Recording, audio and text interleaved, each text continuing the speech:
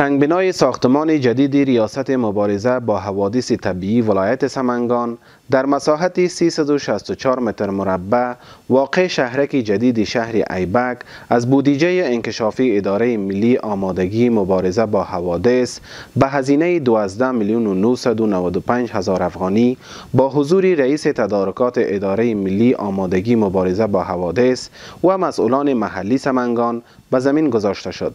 دا چې نن موږ په سمنګان ولایت کې له پیښو سره د مبارزې آمادګۍ ملي ادارې د ودانېدۍ د جوړولو د کار د 14 میلیونه افغانیو په ارزښت پیلوو چې یا تعمیر به په 6 میاشتې کې تکمیلیږي.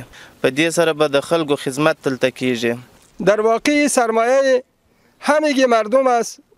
پیسه بیت المال سرریزی مصرف میشه. سرمایه همگی ملت است.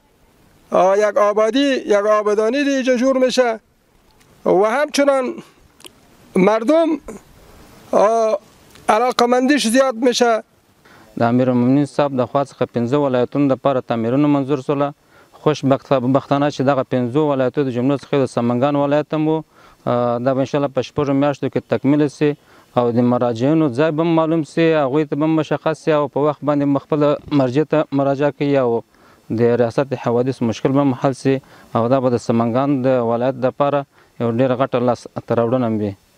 در همین حال ساختمان این پروژه در 2 طبقه همراه با تمام ملحقات آن و حفر یک حلقه چاه عمیق به مدت 6 ماه اعمار که با گشایش آن چالش ها از رهگذر نبود مکان مناسب حل می شود.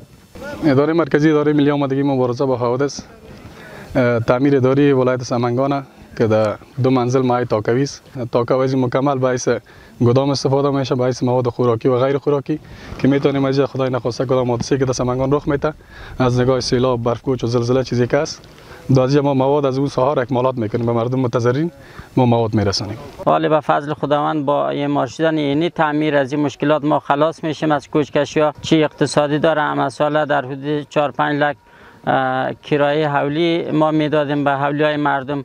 این در حال است با حاکمیت امارت اسلامی در افغانستان دهها پروژه عام المنفعه و بازسازی در بخش‌های گوناگون ولایت سمنگان تطبیق و در حال اجرا می باشد.